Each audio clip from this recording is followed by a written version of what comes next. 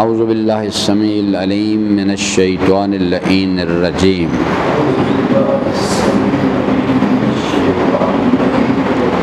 بسم اللہ الرحمن الرحیم قل یا ایہا الکافرون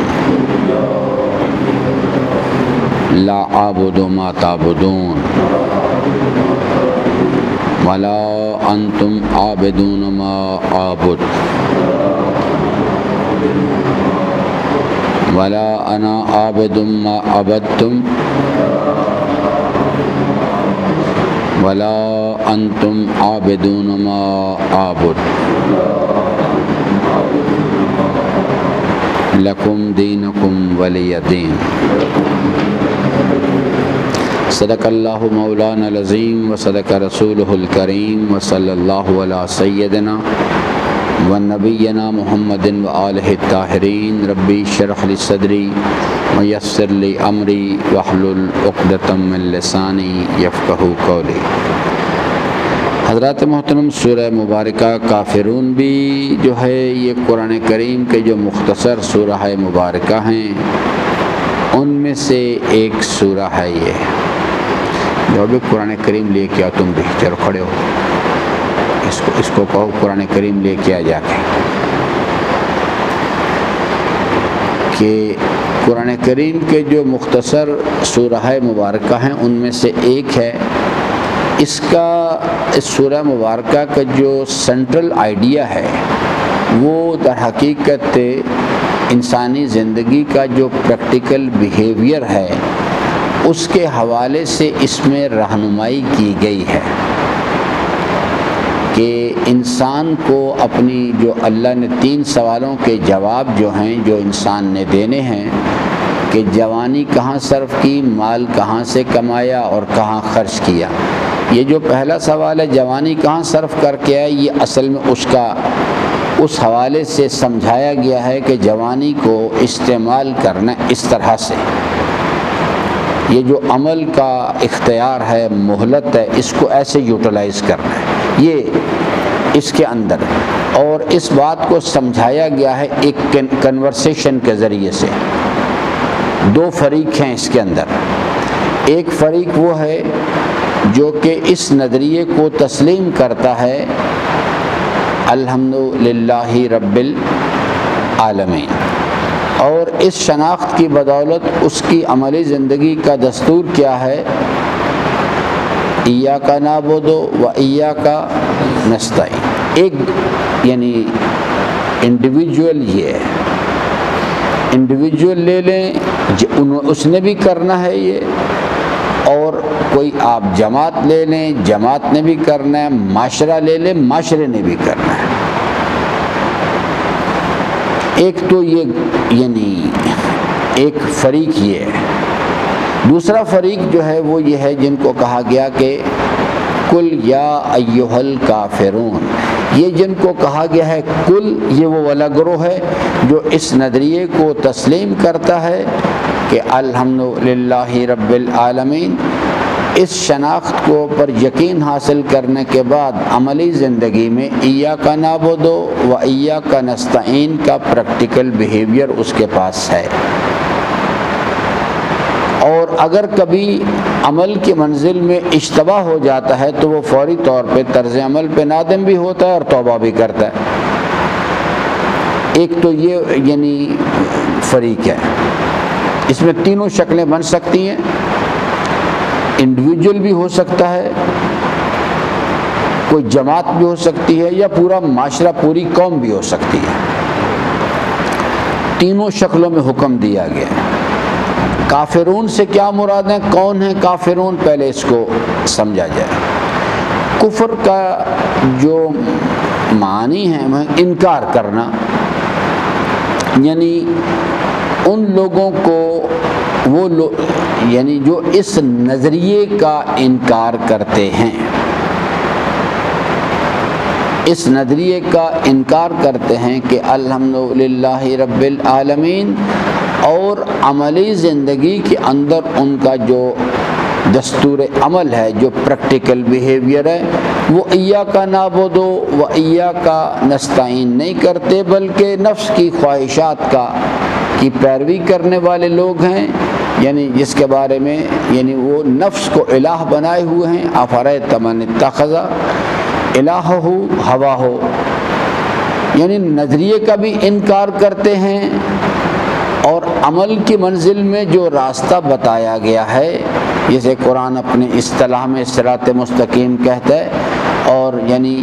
صراط مستقیم سے مراد بھی بیان کرتا ہے کہ وَاعْبُدُونِی ھذا صراط مستقیم۔ وہ لوگ عقیدے کی منزل میں بھی نظریے کو بھی ڈس اون کرتے ہیں، اور عمل کی منزل میں بھی جو راستہ بتایا گیا ہے، اپنی مرضی سے سوتے ہیں، اپنی مرضی سے اٹھتے ہیں، اپنی مرضی سے زبان استعمال کرتے ہیں، اپنی مرضی سے نگاہیں استعمال کرتے ہیں، اپنی مرضی سے مال کماتے ہیں، اپنی مرضی سے خرچ کرتے ہیں، اپنی مرضی سے شادی کرتے ہیں، اپنی مرضی سے بچے پیدا کرتے ہیں، اپنی زندگی کی ترجیحات، اچھائی کیا ہے، برائی کیا ہے، کامیابی کیا ہے، ناکامی کیا ہے، یہ معیار شناخت کرنے کے لیے اللہ اور رسول کی رہنمائی کی طرف نہیں دیکھتے، بلکہ خود جو نفس کی خواہشات، یعنی ان کی جو اپنی عقل کو اللہ کے مقابل پہ لے کے آتے ہیں اور خود اپنے معیار اس کو تراشتے ہیں۔ یہ لوگ قرآن کہتے ہیں یہ کافر ہیں۔ دوسرا گروہ جو سب سے خطرناک ہے، یہ میں بار بار ہمیشہ جب یہ بحث آتی ہے نفاق کی تو میں اس وقت یہ تاریخ انسانیت کا سب سے یعنی نقصان پہنچانے والا سب سے خطرناک گروہ ہے۔ اسی واسطے قرآن کریم نے آخرت کے منازل کا جب ذکر کیا تو جہنم کے بدترین درجات کے بارے میں کہا کہ وہ منافقین کے لیے، یہ ان کو بھی قرآن کافر کہتا ہے کہ یہ لوگ بھی اہل کفر ہیں، کیونکہ دین دو ہیں، ایک ہے شکرتم اور ایک ہے کفرتم۔ یہ جو گروہ ہے یہ کیا کرتا ہے؟ یہ ظاہری طور پر اس نظریے کو تسلیم کرتا ہے کہ الحمدللہ رب العالمین، یہ کلمہ بھی پڑھتا ہے لا الہ الا اللہ محمد رسول اللہ، بعض اوقات آگے علی ولی اللہ بھی پڑھتا ہے، زباناً اقرار کرتا ہے، لیکن عمل کی منزل جب آتی ہے تو چونکہ اس نظریے کا فی قلوبہم مرض، ان کے دلوں میں اس نظریے کا یقین نہیں بلکہ شک کی بیماری ہے۔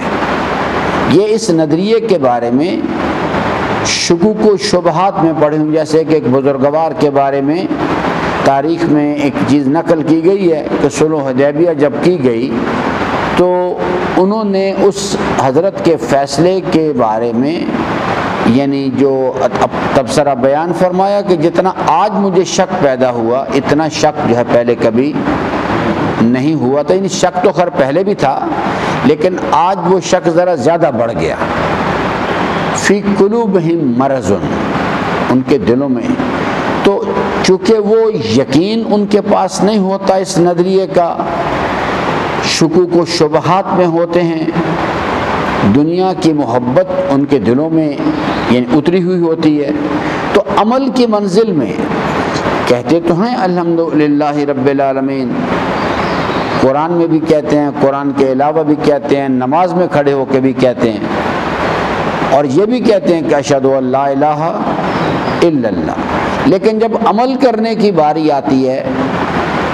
تو اپنی مرضی سے ٹائم لائن استعمال کرتے ہیں۔ اللہ تعالیٰ کہتا ہے اس وقت نیند کو چھوڑو، کھڑے ہو جاؤ اور مصلی نماز پر آؤ۔ وہ اپنی زندگی کے دستور عمل میں اللہ کے دستور کو پیچھے کرتے ہیں، جو نہ اپنی مرضی سے سوتے ہیں، اپنی مرضی سے اٹھتے ہیں، اپنی مرضی سے نگاہیں استعمال کرتے ہیں، اپنی مرضی سے ہاتھ، اپنی مرضی سے پاؤں، جو ٹائم لائن ہے اپنی مرضی سے استعمال کرتے ہیں، اسے اپنی مرضی سے مال کماتے ہیں، اپنی جو نفس کی خواہشات تک اس کے مطابق مال خرچ کرتے ہیں۔ قرآن کہتے ہیں یہ بھی کافر ہے۔ قرآن کریم اس گروہ کو، ہاں صرف یہ البتہ ضرور ہے کہ علماء نے اور فقہا نے اس کفر کو دو حصوں میں تقسیم کر دیا ہے۔ ایک ہوتا ہے کفر ظاہری اور ایک ہوتا ہے کفر باطنی۔ جیسے شرک کی بھی دو اقسام ہیں، ایک ہوتا ہے شرک جلی، اللہ کی ذات میں یا اس کی صفات میں مخلوق کو شریک کرنا کھلم کھلا، جیسے عیسیٰ علیہ السلام کے بارے میں عیسائی کہتے ہیں اللہ کے بیٹے ہیں، حضرت عزیر کے بارے میں یہودی اسی قسم کے نظریات رکھتے ہیں، اور آج کل بہت سارے شیعوں کے اندر بھی ایسے افراد اور گروہ پیدا ہو گئے ہیں جو ائمہ علیہ السلام کے بارے میں اس قسم کا نظریات ہے کہ اللہ ہے تو ہے، لیکن یہ ہے کہ اس کی صفات میں ائمہ علیہ السلام جو ہیں ان کے ساتھ اللہ کے ساتھ شریک، حالانکہ اللہ تعالیٰ اپنی ذات میں اور اپنی صفات میں یکتا و یگانہ ہے، اس کی یکتا و یگانہ خالق ہے کائنات کا، یکتا و یگانہ مالک ہے، یکتا و یگانہ حاکم ہے، یکتا و یگانہ رازق ہے، یکتا و یگانہ مددگار ہے۔ باقی جو کچھ بھی دکھائی دے رہا ہے وہ سب اللہ کا قائم کردہ نظام ہے۔ کوئی شے اصالتاً نہ کسی کو ہدایت دے سکتی ہے اور نہ کسی کو گمراہ کر سکتی ہے۔ تو یہ ایک کفر، اللہ تعالیٰ فرماتا ہے کہ اب اس میں یہ یاد رکھیں کل کے حکم پہ عمل کرنے سے پہلے ہمیں معیار کی شناخت ہونی چاہیے، کفر کے معیار کی، تاکہ ہم اپنے گرد و پیش میں پہچان سکیں کہ اہل کفر ہیں کون۔ یہ بڑا ایک قابل غور نقطہ ہے کہ ہو سکتا ہے کہ اگر میں قرآن کریم کو معیار بناؤں اور ائمہ اہل بیت علیہ السلام کے ارشادات اور ان کی سیرت مبارکہ کو معیار بناؤں، اور وہاں سے ایک تو یہ نا کہ جو ہمارے مروجہ ماحول کے اندر ایک نظریہ ہے کہ کافر کون ہے، جو اس نظریے کو کا انکار کرتا ہے، اللہ تعالیٰ کی توحید کا انکار کرتا ہے، یا رسول اسلام سلام اللہ علیہ کی نبوت کا انکار کرتا ہے، یا ضروریات دین میں سے کسی شے کا انکار کرتا ہے، تو ہم کہتے ہیں نہیں یہ کافر ہے۔ لیکن کفر باطنی کی جو شکلیں ہیں ہم اس کے بارے میں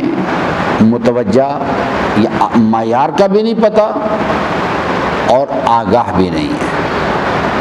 لیکن قرآن کریم جو ہے اس نے دونوں شکلوں میں کہا کہ قل یا ایھا الکافرون، تو پہلی چیز جو ہے وہ اہمیت کی حامل جو ہے کہ کل کا حکم جو ہے کہ اللہ تعالیٰ ایک کیٹیگورک حکم دے رہا ہے کہ ڈو دس تھنگ، یہ کام کرو۔ آپ کے گرد و پیش میں جو لوگ اہل کفر ہیں، وہ چاہے کفر ظاہری میں مبتلا ہیں یا کفر باطنی میں، ان کو کہو۔ اب آگے جو تین سٹیپس آ گئے۔ پہلا مرحلے میں پرابلم یعنی جو اس کے بیہیویئر کو بیان کیا گیا ہے، پہلا مرحلہ جس میں یہ دو آیات، لا اعبد ما تعبدون ولا انتم عابدون ما اعبد، ایسا ہی ہے۔ یہ دیکھ لیں پھر دوبارہ ذرا کہ اشتباہ تو نہیں ہم کر رہے۔ لا اعبد یہ بیہیویئر کو بیان کیا گیا ہے، بیہیویئر کو شناخت کرایا گیا ہے۔ دوسرا مرحلہ جو ہے ولا انا عابد ما عبدتم ولا انتم عابدون ما اعبد، یہ جو دو آیات ہیں یہ ریلیٹڈ ہیں نیت و ارادے کے ساتھ، ڈٹرمنیشن کے ساتھ۔ یعنی جو حضرت نے، یعنی میں ایک حدیث سرچ کروں تاکہ آپ زیادہ بہتر طور پہ سمجھ جائیں۔ چھٹے امام سے کسی نے سوال کیا کہ فرزند رسول یہ ارشاد فرمائیں کہ انسان کو اللہ نے مختصر سی زندگی دی ہے، اس مختصر سی زندگی کے اندر انسان یا تو اللہ کی فرما برداری کرتا ہے یا نافرمانی کرتا ہے، لیکن اس مختصر سی فرما برداری پر ثواب بھی دائمی ہے اور ایک مختصر ٹائم لائن کے اندر نافرمانی پر جو عذاب ہے وہ بھی دائمی۔ تو اس کا سبب کیا ہے؟ امام علیہ السلام نے ارشاد فرمایا کہ جزا و سزا کا دار و مدار انسان کے عمل کی ظاہری جو والیوم ہے، کوانٹٹی اس پر نہیں ہے کہ انسان کو جو جزا دی جائے گی یا سزا دی جائے گی اس کا دار و مدار وہ جو عمل انجام دے رہا ہے اس کی ظاہری والیوم جو ہے اس کا اس پر نہیں ہے، اس کی جو کوانٹٹی ہے، بلکہ انما الاعمال بالنیات، اعمال کا دار و مدار نیتوں پر ہے، وہ جو جزا ملے گی یا سزا ملے گی۔ تو حضرت نے ارشاد فرمایا کہ چونکہ جو فرما بردار ہیں وہ فرما برداری کرتے تو مختصر وقت کے لیے ہیں، لیکن اس عمل کے پیچھے، کردار کے پیچھے کار فرما نیت یہ ہوتی ہے پروردگارا اگر تو ہمیشہ کی زندگی دے گا تو اگرچہ کہ تیری فرما برداری میں سختیاں برداشت کرنی پڑتی ہیں، تلخیاں نفس کے ساتھ جنگ کرنی پڑتی ہے، معاشرے کے نفس پرست حضرات کے ساتھ جنگ کرنی پڑتی ہے، لیکن میرا عزم اور ارادہ اور میری نیت یہ ہے کہ اگر تو مجھے ہمیشہ کی زندگی دے میں ہمیشہ تیری فرما برداری کروں گا۔ اور جو نافرمان ہیں اگرچہ کہ ان کا جو والیوم ہے نافرمانی کا 60 سال 70 سال، لیکن ان کے پیچھے جو ارادہ کام کر رہا ہے وہ یہ ہے کہ اگر پروردگارہ تو ہمیشہ کی زندگی دے میں ہمیشہ تیری نافرمانی کروں گا۔ اس واسطے اس نیت و ارادے کی بنیاد پر دائمی عذاب ہے، اور یہی چیز اللہ تعالیٰ نے ایک آگے بھی جا کے اس کا ایک اشارہ کیا اس امر کی طرف۔ جس وقت اہل جہنم جو ہیں وہ بہت زیادہ فریاد کریں گے، شور کریں گے کہ پروردگارہ ہمیں ایک مرتبہ مہلت دے دی جائے، ہم دوبارہ صالحین میں سے ہو جائیں گے اور ہم یعنی صدقہ و خیرات کریں گے، جا کے ہم نیک اعمال انجام دیں گے، تو اللہ تبارک و تعالیٰ ایک مقام پر جواب میں ارشاد فرماتا ہے کہ یہ بکواس کرتے ہیں، جھوٹ بولتے ہیں، ان کو ہم جانتے ہیں، ہم نے ان کو پہلے بھی بتا دیا تھا کہ ہم نے مہلت دوبارہ نہیں دینی، ہم اپنی سنتوں کو تبدیل تو نہیں کریں گے،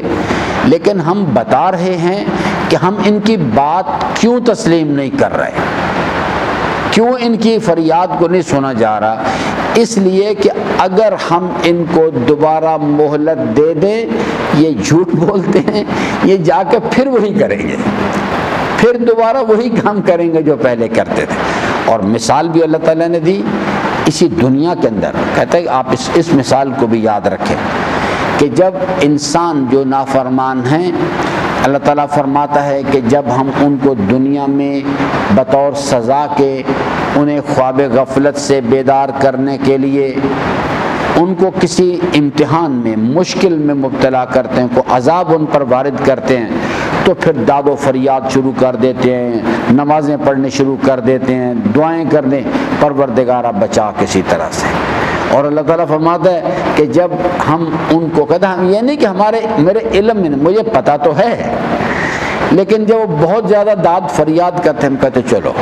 تاکہ کل کو یہ شکوہ نہ کرو کہ پروردگارہ اگر ہمیں مہلت دے دیتا تو ہم تو کر کے دکھاتے، تو ہم اس ابتلا کو، اس عذاب کو ٹال دیتے ہیں، اس بیماری سے باہر نکال دیتے ہیں، وہ جو نقصانات ہو رہے ہوتے ہیں ان سے نکال دیتے ہیں۔ اللہ تعالیٰ فرماتا ہے جو ہی ہم اس مشکل سے نجات دیتے ہیں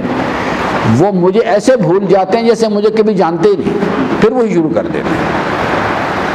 اور آپ اسے اپنی عملی زندگی میں گرد و پیش میں دیکھیں ذرا۔ تو آج کی بحث اسی سے مربوط ہے سر، کہ پہلے ہمیں معیار شناخت کرنا ہے، اگر ہمیں معیار سمجھ آ جائے تو پھر 2019 سب سے پہلے تو اپنے کردار پر نظر کرنے کے کہیں ایسا تو نہیں کہ میں خود ہی یہ کام کر رہا ہوں، میرا خود شمار اہل کفر میں ہو رہا ہے، کیونکہ اس کا بھی تو امکان ہے، کیونکہ ہم محاسبہ تو کرتے نہیں ہیں۔ تو سب سے پہلے تو خود انسان نے اپنے کردار کو دیکھنا ہے، تو اگر اپنے کردار میں ہی وہ چیز پائی جا رہی ہے جسے قرآن کفر کہتا ہے، تو پھر انسان نے قبل اس کے کہ اس حکم پہ عمل کرنا شروع کر دے، اس نے اپنی اصلاح کرنی ہے، کیونکہ یہ مکالمہ کن کے درمیان ہے؟ ایک طرف ایک فریق کون سا ہے کہ جو کلمہ لا الہ الا اللہ کا اقرار بھی کرتا ہے اور اس کلمے کے تقاضوں کے مطابق عملی زندگی میں ایاک نعبد و ایاک نستعین بھی کرتا ہے۔ اور اگر کبھی ایاک نعبد کے مرحلے میں کوئی غلطی ہو جائے، نفس کی خواہشات غالب آ جائیں، تو پھر کیا کرتا ہے؟ فوری طور پہ طلب مغفرت کرتا ہے اور توبہ کرنے کی کوشش کرتا ہے۔ ایک گروپ ہی ہے۔ دوسرا گروپ وہ ہے کہ جو سامنے کھڑا ہے، جن کو یہ بات حکم دیا جا رہا ہے کہ ان سے کہو، ان سے کہو۔ اور یہ یاد رکھیے گا، یہ بہت مشکل کام ہے، it is very difficult job, کیونکہ ہو سکتا ہے سامنے بیوی کھڑی ہو سکتا ہے سامنے باپ کھڑا ہو سکتا ہے سامنے بیٹا کھڑا ہو۔ It is very difficult job. نماز شب پڑھنا تو پینٹ ہے، پینٹ، بچوں کے کھیل ہیں۔ اس حکم پر بڑے بڑے نماز شب پڑھنے والے بیٹھ جاتے ہیں آگے۔ اولاد سے اعلان برات کرنا، بیوی سے اعلان برات کرنا، اپنے باپ سے اعلان برات کرنا، یہ زبانی طور پہ کہہ دینا بہت سورہ کافرون پڑھ لینا آسان کام ہے، عمل کی منزل میں کی وادی میں اتر کے اس پر عمل کرنا، اس کے لیے چھوٹے موٹے ایمان نہیں، پہاڑوں جیسے ایمان چاہیے انسان کے پاس، پھر جا کے آدمی اس حکم پہ عمل کر سکتا ہے۔ تو پہلا مرحلہ معیار کی شناخت ہے کہ وہ لوگ ہیں کون، جس کے بارے میں کہ وہ لوگ اس نظریے کا بھی پہلا، اس میں سے گروپ اے جو ہے وہ یہ اس نظریے کو بھی ڈسٹرن کرتا ہے، اور عمل کی منزل میں جو نفس کی خواہشات کہتی ہیں اللہ کی دی ہوئی جوانی کو نفس کی خواہشات کے تقاضے کے مطابق استعمال کرتا ہے اور اپنے طرز عمل پر کوئی ندامت بھی محسوس نہیں کرتا۔ دوسرا گروہ وہ ہے جو سب سے زیادہ پایا جاتا ہے اور سب سے خطرناک ہے، اور اس گروہ کی وجہ سے نہ جانے کتنے علماء مارے جائیں گے، کتنے ماں باپ مارے جائیں گے اس کی وجہ سے، کہ یہ جو ہے یہ زبانی طور پہ تو کہتا ہے لا الہ الا اللہ، الحمدللہ رب العالمین، محمد رسول اللہ بھی کہتا ہے، بعض اوقات علی ولی اللہ بھی کہتا ہے، لیکن جب آتی ہے عمل کرنے کی باری تو اللہ کے اور اس کے رسول کے جو فرامین ہیں، وما آتاکم الرسول فخذوہ وما نہاکم عنہ فانتہوا، جو اللہ تبارک و تعالیٰ اور اس کے رسول کی طرف میسج آتا ہے کہ یہ واجبات ہیں ڈو دس تھنگ، یہ محرمات ہیں ڈونٹ ڈو دس تھنگ، یہ مستحبات ہیں it will be better do this thing, اور یہ مکروہات ہیں it will be better don't do this thing, یہ نہ کرو، تو عمل کی جب باری آتی ہے تو بجائے اس راستے پر چلنے کے جو اللہ اور اس کے رسول نے تعلیم فرمایا ہے، نہ کہتا ہے زبان سے، لیکن عمل کی منزل میں وہی کام کرتا ہے جو نفس کی خواہش، جیسے اس وقت آپ دیکھیں راولپنڈی کا اکثر مسلمان اس کو اقرار تو کر رہا ہے لیکن فجر کے وقت میں بستر پہ سو رہا ہے۔ یہ چیز کیا ہے؟ نفس کی آرام طلبی کا شوق یہ ارادے پر غالب ہے، اور اللہ اور اس کے رسول کا حکم کہ مصلی نماز پر آؤ یہ پیچھے ہے، اور اپنے طرز عمل پر کوئی ندامت بھی نہیں ہے۔ ٹھیک ہے جی؟ اب یہ دو گروہ آمنے سامنے ہیں۔ یہ لوگ جو حزب اللہی گروہ ہے ان کو اللہ حکم دے رہا ہے، چاہے انڈیویجول ہو، چاہے وہ کوئی جماعت کی شکل میں ہو، اور چاہے وہ کسی معاشرہ یا قوم۔ اللہ تعالیٰ فرماتا ہے کہ صرف نمازیں پڑھنے سے کام نہیں چلے گا، صرف روزے رکھنے سے کام، کیونکہ اللہ تبارک و تعالیٰ ایک ایسا معاشرہ بنانا چاہتا ہے۔ اس حکم کی فلسفی جو ہے وہ یہ ہے، اللہ تبارک و تعالیٰ ایک ایسا معاشرہ ڈیزائن کرنا چاہتا ہے جہاں پر یہ دو حزب اللہی گروہ اور حزب الشیطان بالکل روشن طور پہ واضح علیحدہ ہو، پتہ ہو۔ ہاتھی، گھوڑا، گدھا سب ایک جگہ مت باندھو۔ اللہ تبارک و تعالیٰ چاہتا ہے کہ یہ چیز جو ہے یہ بالکل یہ گروہ علیحدہ ہونے چاہیے، ان کا پتہ ہونا چاہیے، کیونکہ اس کے نقصانات پر کل بات کریں گے۔ اگر یہ پتہ نہیں لگتا اور ہم اس حکم پہ عمل، اللہ تعالیٰ نے کیوں حکم دیے اور اس حکم پر عمل نہ کرنے کے نقصانات کیا ہیں، یہ کل اس پر بات کریں گے۔ پھر اس کے بعد میں نے عرض کیا تھا کہ 3 مرحلے ہیں۔ پہلے مرحلے میں بیہیویئر کا ذکر کیا گیا ہے، دوسرے مرحلے میں نیت و ارادہ یا ڈٹرمنیشن کا ذکر کیا گیا، اور تیسرے مرحلے میں جا کے حکم دیا گیا کہ اگر یہ اسٹیبلش ہو جائے کہ یہ ان کا بیہیویئر ہے، یہ ان کا ڈٹرمنیشن ہے، تو پس پھر یہ کام کرو۔ ٹھیک ہے جی، یہ بات سمجھ آئی ہے؟ یہ دوبارہ سمجھاؤں تو ڈاکٹر صاحب سمجھ آ گئی ہے؟ سمجھ آ گئی ہے آپ کو؟ نہیں سمجھ آئی؟ شاہ صاحب نہیں سمجھ آئی؟ آ گئی ہے آپ کو؟ آ گئی؟ نہیں آئی؟ آ گئی ہے؟ Very strange. آپ کو بھی آ گئی بھائی سمجھ؟ پیچھے والے حضرات